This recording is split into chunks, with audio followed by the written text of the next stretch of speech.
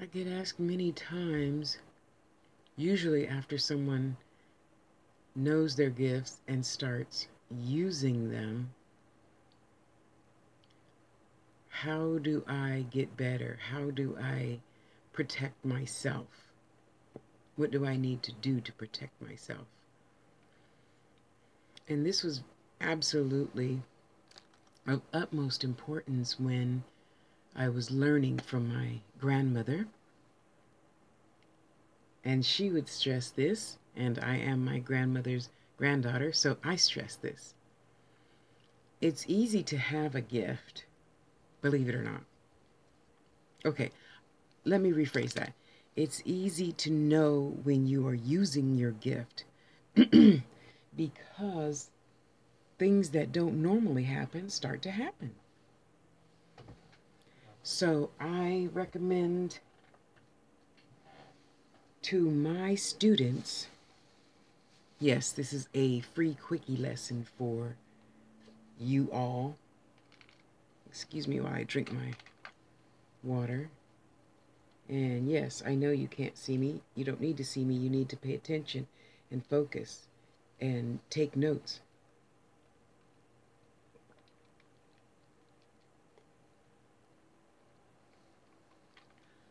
So, once you start using your gift, no matter what it is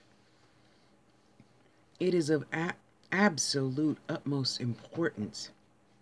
First and foremost, before you lay down to go to sleep, if you're laying down hearing this, before you get up to go pee, to protect yourself and keep yourself protected all the time.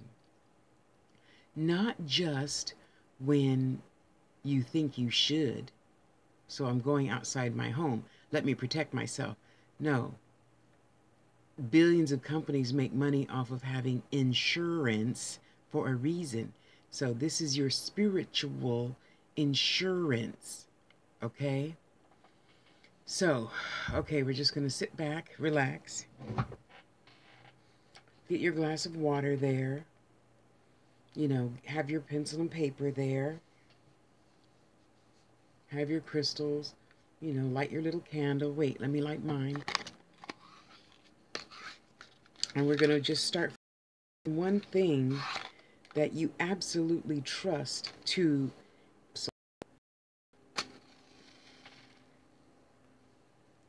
So, let's say you like the notion of being in a balloon.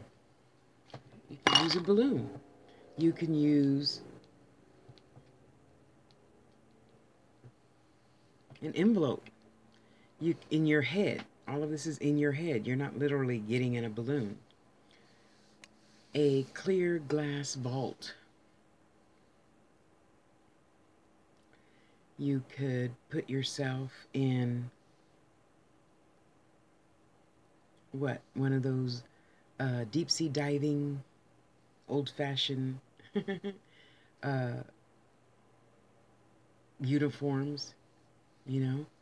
You can put yourself in a cloud. You can put yourself in whatever you want to put yourself inside of, okay? So for me to protect myself, I choose to spiritually walk into a redwood tree. And for those of you who don't have them wherever you live, a redwood tree is, they grow 300 feet in the air and their roots are like 300 feet underground. If that's not protection, I don't know what is. Now we speak of protection and we want to find something that's very protective of our energy and our body. So when you are out of your body, talking to spirit, meditation, then you're protected from other entities getting in your body. This is why you protect, okay? So let's pretend, and you pick whatever you're comfortable with. I'm comfortable with a huge tree. I used to put myself in one of those air balloons, you know, that go, you get in the little basket thing and you go up in the air and have a picnic or whatever. Because that's very thick. you know. And then I used to put myself in like rhino skin, because you know rhinos, they can, that skin can penetrate like bullets and stuff, okay? So I personally believe that I have, when I go into meditation or before I do readings or before I walk out the door, me I'm in the middle. On my left is my master teacher. On my right is my doorkeeper, the one that keeps spirits out of my body and keeps me in my body, okay? So let's pretend that all three of us, spiritually of course, are walking towards the redwood tree. So right now you're laying back. You're going to use my example temporarily. You're laying in your comfortable chair, no one around, and our soul is walking with your ancestors or whoever you trust with high energy on the other side towards the redwood tree. Now, mind you, a redwood tree is as round as your house, plus some. Some redwood trees are like 2 houses around in diameter, okay? So we're walking to the redwood tree. You're warm, you're safe, you're full, you're comfortable. All your cell phones are off, the computer is off, the TV is off, the do not disturb sign is on the front door, and you're at peace. We're just at peace, okay? We're walking towards the redwood tree, and you take time to look straight up, and you have to crane your neck all the way back because you can't even see the top of the tree. It's on the other side of the clouds, okay? And as you walk to the tree, you envision perhaps a doorway, if you like. I don't have a doorway. I just walk directly into the tree. And in my crazy mind, I have made a chair in the shape of a large hand. So when I walk into the tree, I turn around and sit down, and the chair automatically shapes to my body so that I will be the most comfortable. And I generally at this time say some sort of prayer for protection. Write one for yourself. May the love of God enfold me, the power of God protect me, the presence of God watch over me. Wherever I am, God is, and all is well. Something like that. That's the one I say. I've said that since I was 3 years old. And when we're in this chair, we can see our silver cord going from our umbilical cord through the tree outside to my body. And that's the only difference between life and death. That silver cord snaps, and your body does whatever it's going to do, and your spirit travels to the other side, the spirit world, whatever that looks like to you. Okay? In the meantime, this is protection from anything and everything. So when you see, people coming that you don't want to talk to, you can strengthen, because remember, you're already protected.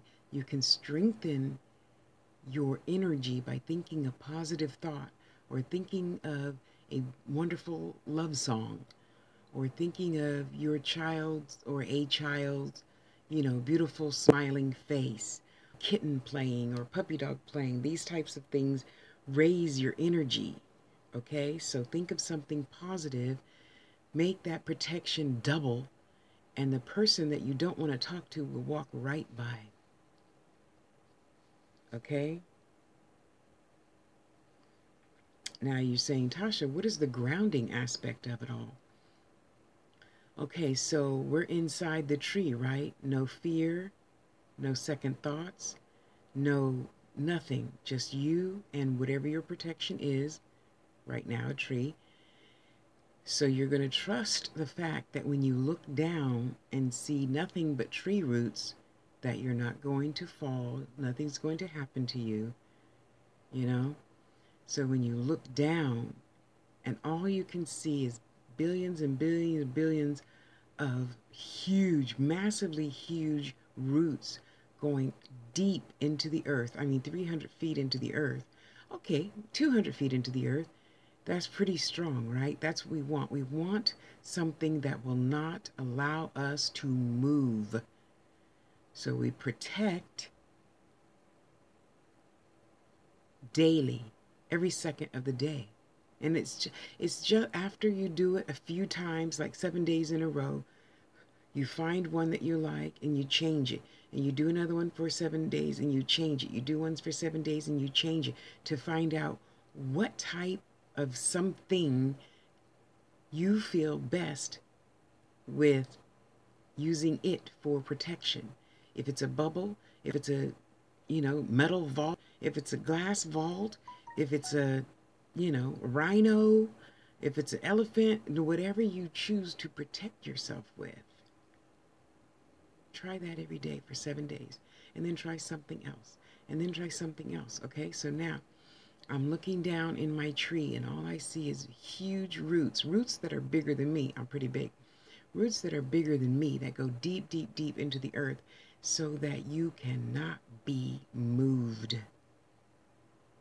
I mean, the strongest tornado, the strongest earthquake, the strongest typhoon, the strongest anything cannot move you.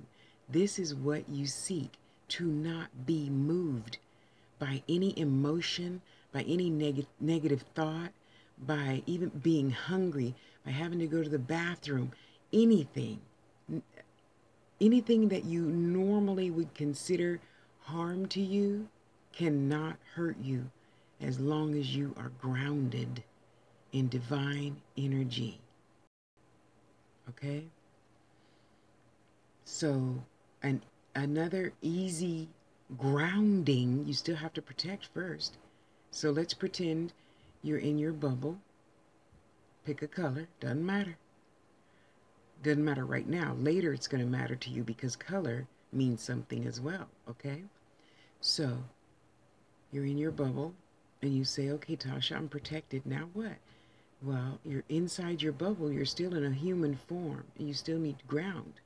So, let's visualize you having a tail.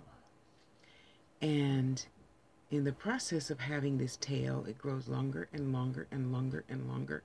And this is your root into the ground. And that root will go 300, 400, 500 feet in the ground so nothing can move you. Okay? There's many ways to protect as there are in grounding. Please find 2 ways or more that make you feel absolutely comfortable in protecting and grounding your spiritual self so that no harm at all can ever, ever, ever come to you. Okay? So let's say, in instance, you're hungry. You have to go pee. You're breaking up with your boyfriend or girlfriend. You instantly, by that time, would know how to protect yourself. You go to a nice little corner where you feel good. Let's say your sacred space, and you're going to sit there and you're going to encase yourself in something beautiful. Let's encase ourselves in a nice big chocolate heart. Okay? Paint it pink for love. Okay? And you're just going to start the protection that way. And you're trying to calm yourself of the fussing and fighting that you and your ex, or you and whoever that you're having challenges with, are you're being protected from that energy, that whole energy, okay? So we're in our pink chocolate heart, filling ourself with love. Ourself, not the other person, because you're breaking up, you probably wouldn't send them love anyway. And knowing that this is not going to be this way for long, okay? So you're in your protection. You're calming down. You're slowing down your heart rate. The adrenaline is slowing. Everything is calming down, okay? So now you still have to ground because you do not want these emotions to continue to affect you whatsoever. So now that we are in our huge chocolate heart-shaped protection, painted pink, now we're going to implement our tail, for lack of a better word. And our tail is going to go straight down into the earth, 500 feet. And all the while you're envisioning this tail from your tailbone getting longer and longer and longer and longer, going deep into the earth, you're getting stronger and stronger and stronger and stronger, because this, let's face it, this is just one tiny situation in life. It really is. It really is. Because it's going to pass, right? Tomorrow's going to come and you'll get better and you'll protect and ground deeper and deeper, and the next day deeper, and the next day deeper. And then in what? After you build and build and build, in 3 days you're going to be cool. You'll be like, Bobby who? Tasha who? I don't, oh, my ex-girlfriend. Okay, all right, yeah. What? I don't know how she's doing. I haven't talked to her in 3 days. But I'm cool. Me and Sarah, or me and Bobby, we get ready to go, have lunch and then go roller skating. Whatever. Important thing is, you have other spiritual lessons to learn. You cannot just be stuck for 6 months on somebody you just broke up with, or a teacher you hate, or a mother you're mad at, or, the guy that hit your car. It's just a little bleep in what we humans call time. Okay? So the sooner you choose to let that go by protecting and grounding, the sooner you can get on with your next lesson and next lesson and next lesson and find peace your whole life. Everything then instantly, okay, we'll give it 21 days. It takes 21 days to recreate a habit. So on the 22nd day, from now, you're going to know, okay, let me sit down, protect.